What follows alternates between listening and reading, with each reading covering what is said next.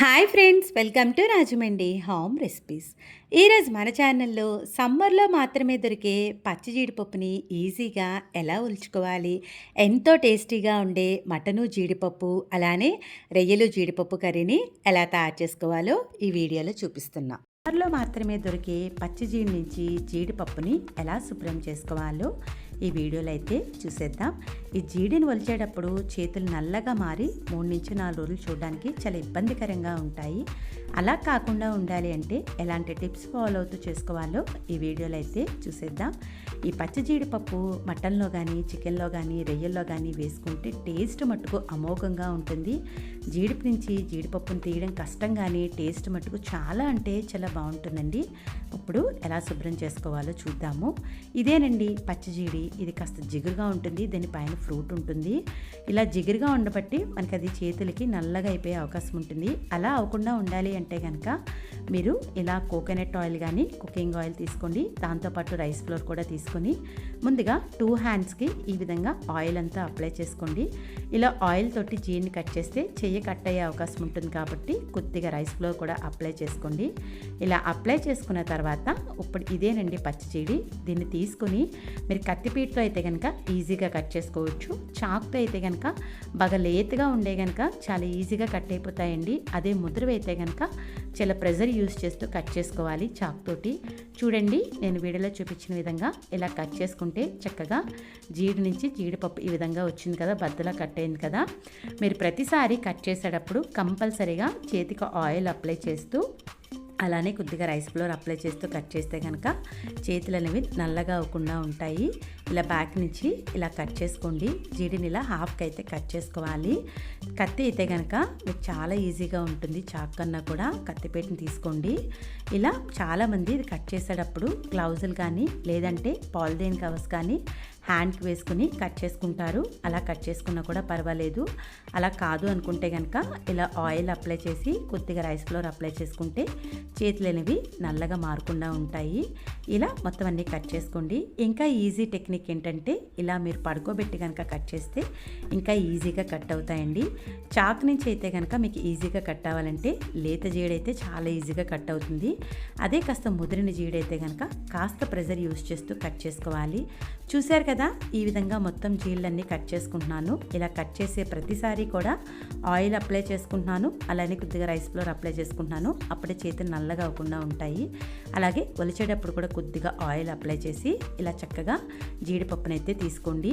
లేతవైతే కనుక దీనిపైన స్కిన్ తీయగానే వచ్చేస్తుందండి. దీనిపైన స్కిన్ తీసుకుంటేనే మన కర్రీలో వేసుకుంటే బాగుంటుంది. అదే స్కిన్ తీయకుండా వేస్తే కనుక కర్రీ టేస్టే మారిపోతుంది. కంపల్సరీగా దీనిపైన ఉన్న ఇలా వైట్ లేయర్ని అయితే తీసేసుకోవాలి. లేతవైతే వస్తాయండి, ముద్రవైతే మనకి వేడి నీటిలో వేసుకుంటే కానీ రావు. చూశారు కదా, ఈ విధంగా మొత్తం అన్నీ కూడా జీడినంతా కూడా ఒలుచుకోవాలి.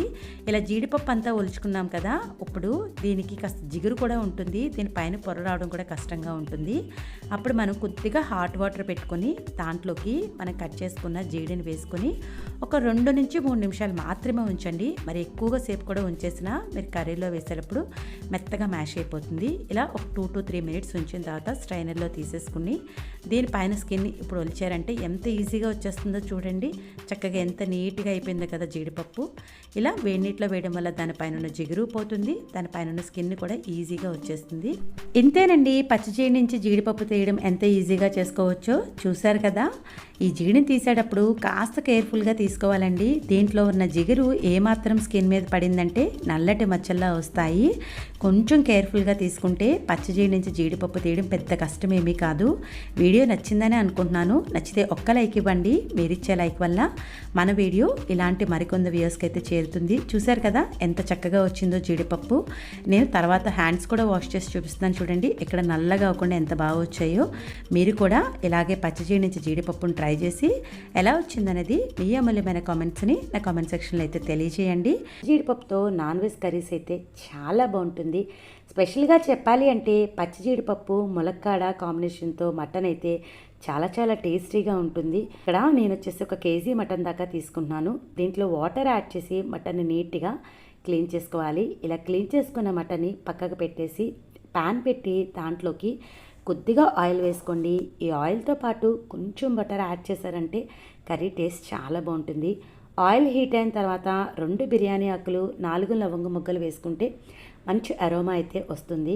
సన్నగా చాప్ చేసి పెట్టుకున్న ఆనియన్ కూడా వేసుకోండి. మటన్కి ఆనియన్ ఇలా సన్నగా చాప్ చేసుకుంటే గ్రేవీ అనేది బాగా వస్తుంది.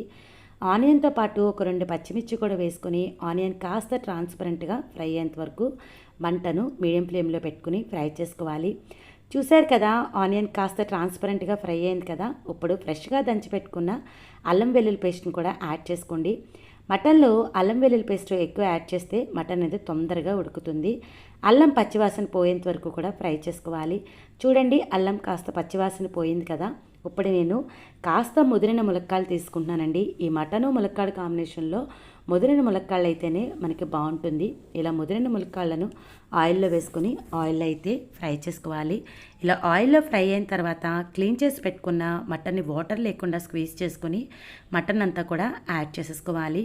ఇలా మొత్తం మటన్ యాడ్ చేసుకున్న తర్వాత మటన్ని ఒకసారి గరిటెతో అడుగు నుంచి పైకి ఒకసారి బాగా కలిపేసుకొని ఒక్క 10 నిమిషాల పాటు మీడియం ఫ్లేమ్లో మనం ఆయిల్లో అయితే ఫ్రై చేసుకోవాలి. ఇలా ఆయిల్లో ఫ్రై చేయడం వల్ల కర్రీ అనేది చాలా బాగుంటుంది. చూశారు కదా, చక్కగా ఆయిల్లో ఫ్రై అయింది కదా. ఇప్పుడు మనం మసాలా ముద్దను కూడా యాడ్ చేసుకుందాము. ధనియాలు, జీలకర్ర, గసగసాలు, లవంగాలు, దాల్చిన చెక్క కలిపిన మసాలా ముద్ద. ఇది కూడా అంతా కూడా బాగా కలిసేలాగా కలిపేసుకొని మూత పెట్టేసి ఒక్క 10 నిమిషాల పాటు సిమ్లో అయితే కుక్ చేసుకోండి. మనం వేసిన అల్లం వెల్లుల్లి పేస్ట్ మసాలా బాగా పడుతుంది. 10 నిమిషాల తర్వాత సన్నగా చాప్ చేసి పెట్టుకున్న టమాటో కూడా వేసుకొని టమాటో కూడా కాస్త సాఫ్ట్గా కుక్ అయ్యేంత వరకు కూడా ఇలా కలిపేసుకొని కుక్ చేసుకోవాలి.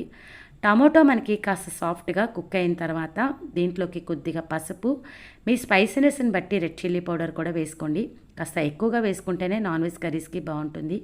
రుచికి సరిపడా సాల్ట్ని కూడా వేసుకొని కొద్దిగా ధనియాలు, జీలకర్ర పొడిని ఒక 1/2 టీ స్పూన్ వేసుకుంటే కర్రీ టేస్ట్ బాగుంటుంది.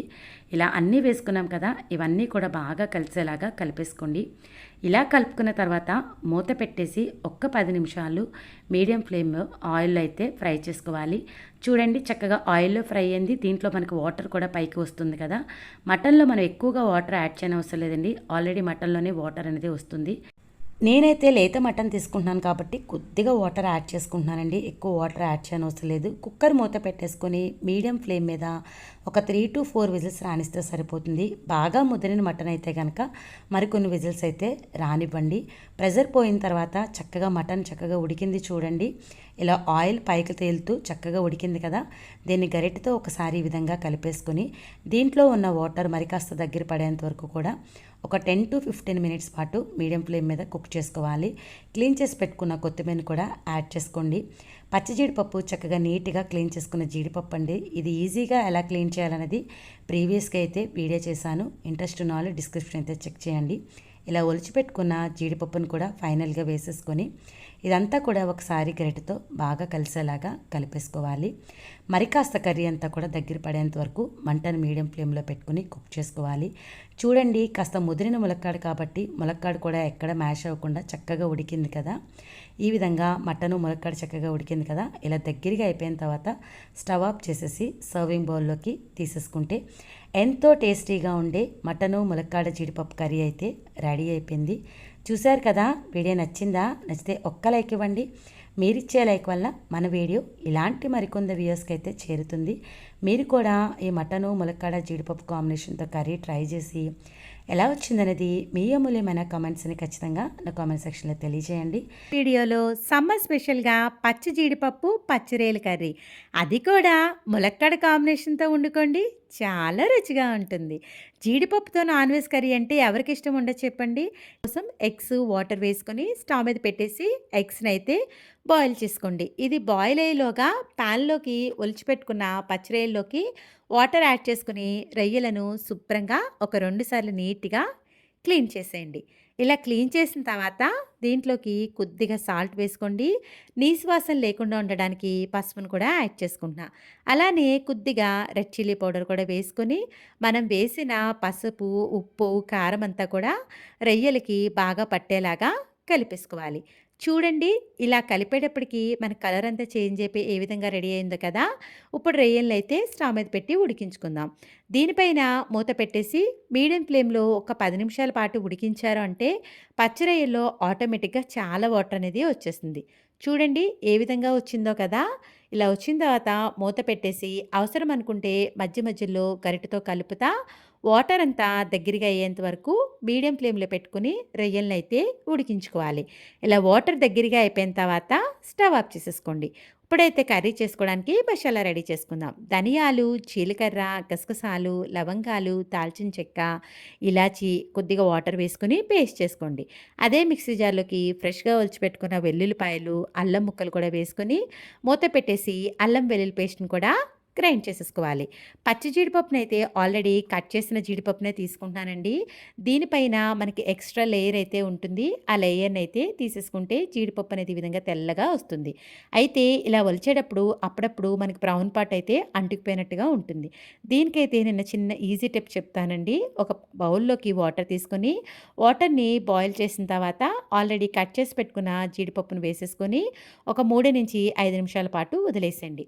ఒక 5 నిమిషాల తర్వాత మనం జీడిపప్పుని తీసాము అంటే దాని పైన స్కిన్ ఎక్కడ కూడా అంటుకోకుండా చాలా ఈజీగా వచ్చేస్తుంది. చూడండి ఎంత నీట్‌గా వచ్చేసిందో కదా! ఈ విధంగానే మొత్తం జీడిపప్పునంతా కూడా క్లీన్ చేసుకోవాలి. పచ్చి జీడిపప్పుతో కర్రీస్ అంటే చాలా బావుంటాయి. మన కోనసీమ వాళ్ళైతే మటుకు మిస్ అవ్వకుండా ఖచ్చితంగా సమ్మర్‌లో చేసుకుంటారు. జీడిపప్పు ఒలవడం, అలానే కట్ చేయడం కాస్త టైం పట్టినప్పటికీ కూడా దీంతో చేసిన కర్రీ టేస్ట్ అయితే చాలా చాలా బావుంటుంది. చూసారు కదా! ఈ విధంగా మొత్తం జీడిపప్పునైతే క్లీన్ చేసుకోండి. ఇప్పుడు కర్రీ చేసుకోవడానికి పాన్ పెట్టి ఆయిల్ వేసుకోండి. ఆయిల్ అనేది ఈ విధంగా హీట్ అయిన తర్వాత మనం ఆల్రెడీ ఉడికించుకున్న ఎగ్స్‌పై ఉన్న స్కిన్ పీల్ చేసేసి ఎగ్స్ వేసుకొని కొద్దిగా పసుపు, రెడ్ చిల్లీ పౌడర్ వేసుకోండి. ఇలా పసుపు వేయడం వల్ల ఎగ్స్ అనేవి పాన్‌కి అంటుకోకుండా ఉంటాయి. ఇలా షేక్ చేసిన తర్వాత మీడియం ఫ్లేమ్‌లో పెట్టుకొని ఎగ్స్‌ని చక్కగా రోస్ట్ చేసేసుకోవాలి. ఈ విధంగా 2 సైడ్స్ కూడా చక్కగా వేగిన తర్వాత ఒక ప్లేట్‌లోకైతే తీసేసుకోండి. ఇప్పుడు అదే ఆయిల్‌లో మన కర్రీ అయితే చేసుకుందాం. దీంట్లోకి క్లీన్ చేసి పెట్టుకున్న కరివేపాకు వేసుకోండి. మంచి ఫ్లేవర్ అయితే వస్తుంది. అలానే 3 లేదా 4 పచ్చిమిర్చి కూడా వేసుకొని ఈ కరివేపాకుని, పచ్చిమిర్చిని కొద్దిసేపు అయితే ఫ్రై చేయండి. ఇలా కాస్త ఫ్రై అయిన తర్వాత ఇప్పుడు నేను చెప్పే టిప్ అయితే మటుకు ఖచ్చితంగా ఫాలో అవ్వండి. ఫ్రెష్‌గా దంచి పెట్టుకున్న మన అల్లం వెల్లుల్లి పేస్ట్ ఉంది కదా! ఒక టేబుల్ స్పూన్ వేసుకుంటున్నా. అలానే గరం మసాలా కూడా ఒక టేబుల్ స్పూన్ వేసుకోండి. ఇలా ఆయిల్‌లోనే మసాలా ఫ్రై చేసి చూడండి. కర్రీ చాలా టేస్టీగా ఉంటుంది. ఆనియన్ వేగాక మసాలా వేసాకన్నా కూడా ఇలా ఆయిల్‌లో ఫ్రై చేసిన కర్రీ అయితే చాలా చాలా బావుంటుంది. లో ఫ్లేమ్‌లోనే పెట్టుకొని మసాలాలో ఉన్న వాసన పచ్చి వాసన పోయి మంచి అరోమా వచ్చే వరకు ఫ్రై చేసుకోవాలి. చూడండి చక్కగా వేగిపోయింది కదా! ఇప్పుడు దీంట్లోకి సన్నగా చాప్ చేసి పెట్టుకున్న ఆనియన్ వేసుకోవాలి. ఆనియన్ వేసుకున్నాక ఫ్లేమ్‌ని మీడియం ఫ్లేమ్‌లో పెట్టుకొని ఆనియన్ మనకి కాస్త ట్రాన్స్‌పరెంట్‌గా ఫ్రై అయ్యే వరకు ఫ్రై చేసుకోవాలి. ఆనియన్ తొందరగా వేగిపోవాలి అంటే టేస్ట్‌కి సరిపడా సాల్ట్ ముందే వేసేసుకున్నారంటే ఆనియన్ అనేది చాలా తొందరగా ఫ్రై అయిపోతుంది. నేనైతే రుచికి సరిపడా సాల్ట్ వేసేసుకుంటున్నా. వేసేసుకున్నాక ఇలా కలిపేసుకొని మీడియం ఫ్లేమ్‌లో 10 నిమిషాల పాటు ఫ్రై చేశారంటే ఆనియన్ ట్రాన్స్‌పరెంట్‌గా ఫ్రై అయ్యి ఆయిల్ అయితే రిలీజ్ అయింది కదా! ఇప్పుడు ఆల్రెడీ ఉడికించి పెట్టుకున్న పచ్చి రొయ్యలను కూడా వేసేసుకొని రొయ్యలంతా కూడా బాగా కలిసేలా కలిపేసుకొని ఫ్లేమ్‌ని మీడియం ఫ్లేమ్‌లో పెట్టుకొని 10 నిమిషాల పాటు పచ్చి రొయ్యలు ఆయిల్‌లో ఫ్రై చేశారంటే కర్రీ చాలా టేస్ట్ ఉంటుంది. ఇలా 10 నిమిషాలు ఫ్రై అయిన తర్వాత మూత పెట్టేసి మరొక 10 నిమిషాల పాటు కుక్ చేసుకోండి. చక్కగా మనకి ఆయిల్‌లోకి రొయ్యలు ఫ్రై అయ్యి సైడ్‌న కూడా ఆయిల్ రిలీజ్ అయింది కదా! ఇప్పుడైతే మనం కట్ చేసి పెట్టుకున్న ములక్కాడలనైతే వేసుకుందాం. నేనైతే ఇక్కడ 2 ములక్కాడల దాకా తీసుకుంటున్నా. ఇలా ములక్కాడలను కూడా వేసేసుకున్న తర్వాత ఈ ములక్కాడలో మనకి పసరు ఉంటుంది కదండీ! అది లేకుండా ఇలా అంతా కూడా కలిపేసుకొని ఒక 5 నిమిషాల పాటు ఆయిల్‌లో ఫ్రై చేసుకోండి. ఇలా ఫ్రై చేసుకున్న తర్వాత మూత పెట్టేసి మరొక 5 నిమిషాల పాటు కుక్ చేశారు అంటే ములక్కాడలో ఉన్న పసరు వాసన అంతా పోయి ములక్కాడ కూడా చక్కగా ఆయిల్‌లో ఫ్రై అవుతుంది. చూడండి చక్కగా వేగింది కదా! గరిటెతో ఒకసారి కలుపుకున్న తర్వాత మనం ఆల్రెడీ క్లీన్ చేసి పెట్టుకున్న పచ్చి జీడిపప్పును కూడా వేసేసుకొని జీడిపప్పును కూడా అంతా బాగా కలిసేలాగా కలిపేసుకోండి. ఇలా కలిపిన తర్వాత మూత పెట్టేసి మరొక 5 నిమిషాల పాటు ఫ్రై చేశారు అంటే జీడిపప్పు కూడా చక్కగా ఆయిల్‌లో ఫ్రై అవుతుంది. చూడండి చక్కగా ఫ్రై అయ్యి ఆయిల్ అయితే రిలీజ్ అయింది కదా! ఇప్పుడు కట్ చేసి పెట్టుకున్న టమాటో ముక్కలు కూడా వేసేసుకొని టమాటో అంతా కూడా బాగా కలిసేలాగా కలిపేసుకోండి. ఇలా అంతా కలుపుకున్న తర్వాత టమాటా ముక్కలు వేసిన తర్వాత మూత పెట్టేసి 10 నిమిషాల పాటు కుక్ చేశారు అంటే టమాటా అనేది చక్కగా సాఫ్ట్‌గా కుక్ అయిపోతుంది. నేనైతే మూత పెట్టేసి 10 నిమిషాలు కుక్ చేస్తున్నా. 10 నిమిషాల తర్వాత మూత తీసి చూడండి. టమాటో చక్కగా సాఫ్ట్‌గా కుక్ అయింది. మనకి ఈ విధంగా వాటర్ కూడా వచ్చేసింది. ఆల్రెడీ మనం సాల్ట్ వేసుకున్నాం కదా! ఇప్పుడు రెడ్ చిల్లీ పౌడర్ వేస్తున్నా. 2 స్పూన్ల దాకా వేసుకోండి. నాన్ వెజ్ కర్రీకి కారం ఎక్కువ వేసుకుంటేనే బావుంటుంది. ఒక హాఫ్ స్పూన్ దాకా ధనియాలు, జీలకర్ర పొడి కూడా వేసుకుంటున్నా. ఇవంతా కూడా బాగా కలిసేలాగా కలిపేసుకోండి. ఇలా కలిపిన తర్వాత మూత పెట్టేసి 10 నిమిషాల పాటు లో ఫ్లేమ్‌లో కుక్ చేసుకున్నారు అంటే, మనం వేసిన స్పైసెస్ అంతా చక్కగా బాగా పడుతుంది. చూడండి ఇలా పట్టిన తర్వాత మనం వాటర్ కుక్ చేసుకోవడానికి ఒక గ్లాస్ దాకా వేసుకుంటున్నా. ఈ వాటర్‌ని కూడా వేసేసుకొని, కలిపేసుకొని, మూత పెట్టేసి మీడియం ఫ్లేమ్‌లో ముందుగా ఒక 10 నిమిషాల పాటు కుక్ చేసుకోండి. ఒక్క 10 నిమిషాల తర్వాత మూత తీసి చూద్దాము. చక్కగా ఇది ఉడుకుతుంది కదా! ఇప్పుడు మనం ఉడికించి పెట్టుకున్న ఎగ్స్ అన్నీ కూడా ఈ వాటర్‌లో వేసేసుకోండి. వాటర్ ఇలా కాస్త మరిగిన తర్వాతే వేసుకోండి. ఎగ్స్ స్టార్టింగే వేసే కన్నా ఇలా వాటర్ మరిగేటప్పుడు వేస్తేనే బావుంటుంది. ఇలా ఎగ్స్ అంతా కూడా బాగా కలిపేసుకోండి. ఇలా కలిపిన తర్వాత మూత పెట్టేసి మీడియం ఫ్లేమ్‌లో వాటర్ అంతా దగ్గరగా అయ్యేంత వరకు కుక్ చేసుకోవాలి. మధ్య మధ్యలో ఇలా మూత తీసి చూడండి. ఆయిల్ అంతా రిలీజ్ అయ్యి చక్కగా ఉడుకుతుంది కదా! ఇప్పుడు క్లీన్ చేసి పెట్టుకున్న కొత్తిమీరని కూడా వేసుకొని మరొకసారి అంతా కూడా కలిపేసిన తర్వాత మూత పెట్టేసి వాటర్ దగ్గరగా అయ్యేంత వరకు ఫ్లేమ్‌ని మీడియం ఫ్లేమ్‌లో పెట్టి కుక్ చేసుకోండి. చూడండి మన కోనసీమ స్పెషల్ పచ్చిరేలు, పచ్చి జీడిపప్పు కర్రీ అయితే రెడీ అయిపోతుంది. చూసారు కదా! దీన్ని తయారు చేయడం ఎంత ఈజీయో. వీడియో నచ్చిందా? అయితే జస్ట్ ఒక్క లైక్ ఇవ్వడం మర్చిపోవద్దు. మీరిచ్చే లైక్ వల్ల మన వీడియో ఇలాంటి చాలా మందికైతే రికమెండ్ అవుతుంది. ఇంకెందుకు ఆలస్యం, కోనసీమ స్పెషల్ పచ్చరొయ్యలు, పచ్చి జీడిపప్పు కర్రీ అయితే రెడీ అయిపోయింది. మీరు కూడా ట్రై చేసి ఎలా వచ్చిందన్నది మీ అమూల్యమైన ఫీడ్‌బ్యాక్‌ని నా కామెంట్ సెక్షన్‌లో తెలియజేయండి. Thanks for watching my video. Please like, comment, share, subscribe my channel.